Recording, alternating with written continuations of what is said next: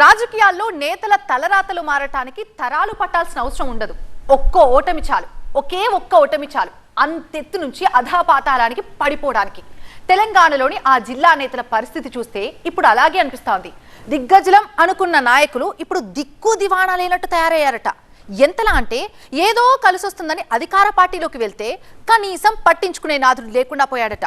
ఇంతకీ ఎవరా నాయకులు, ఎందుకు ఆ పరిస్థితి? నాడు చెప్పిందే వేదం, ఇప్పుడంతా అగమ్య గోచరం.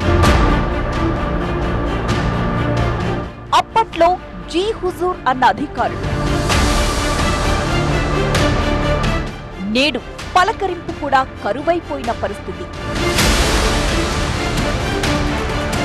ఆదిలాబాద్ లో వలస నేతలు ఆగమాగం. ఉమ్మడి ఆదిలాబాద్ లో దశాబ్ద కాలం పాటు బీఆర్ఎస్ హవానే నడిచింది.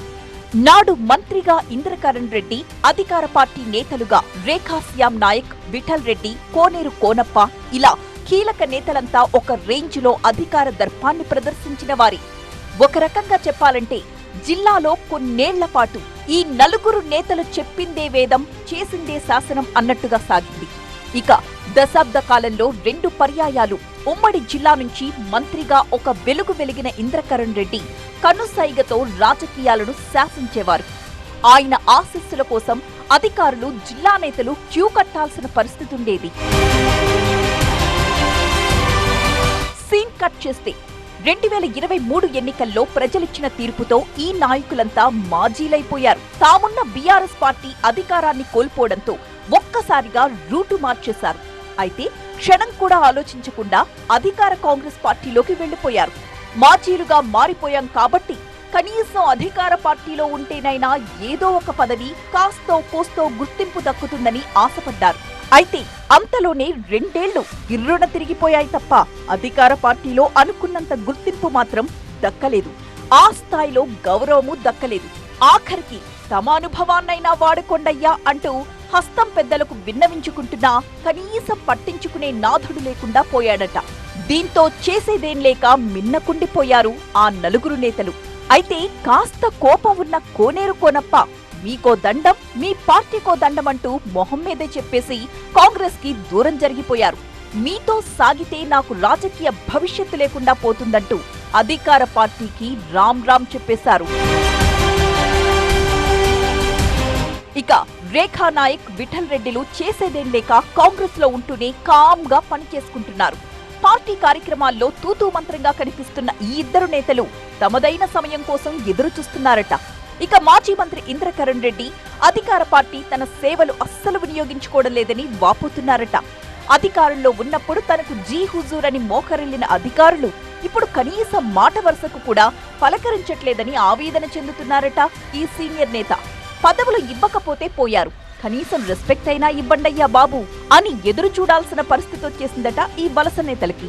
ఇలా అయితే రాజకీయంగా భవిష్యత్తే లేకుండా పోయే ప్రమాదం ఉందని ఆందోళన చెందుతున్నారట. నాయకులు ఓపిగ్గానే ఉంటున్నా అనుచరులకు అంత పేషెన్స్ కనిపించట్లేదు. 2 ఏళ్లు ఎదురు చూసాం, ఇక మా వల్ల కాదు. ఏ మాత్రం ఉపయోగకరం కాని ఈ అధికార పార్టీకి ఎంత తొందరగా గుడ్ బై చెప్పేస్తే అంత బెటర్ అని తమ నాయకులకు కుండ బద్దలు కొట్టేసినట్లు చెబుతున్నారట. ఆ పాత రోజులు మళ్లీ రావాలంటే పాత గూటికి చేరి తీరాల్సిందే అంటూ ఆ నలుగురి మీద ఒత్తిడి తీసుకొస్తున్నారట. అందుకే కోనేరు కోనప్ప మళ్లీ బీఆర్ఎస్ కి దగ్గరవ్వడానికి విశ్వ ప్రయత్నాలు చేస్తుంటే ఆయన గురువు ఇంద్రకరణ్ రెడ్డి, రేఖా నాయకులు కూడా అదే బాటలో నడవాలని ఫిక్స్ అయ్యారట.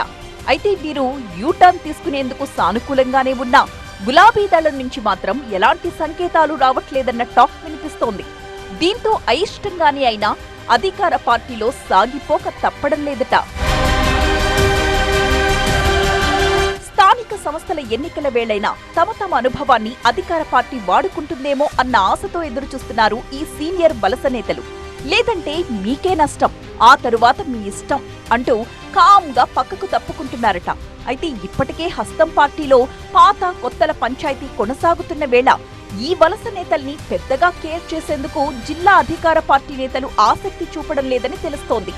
ఒకవేళ కన్సిడర్ చేస్తే వారి అనుచరులకు కూడా లోకల్ బాడీస్ లో టికెట్ ఇవ్వాల్సి వస్తుందని, అలా చేస్తే తమ వారికి అన్యాయం జరిగిపోతుందని హస్తం నేతలు రకరకాలుగా ఆలోచిస్తున్నారట.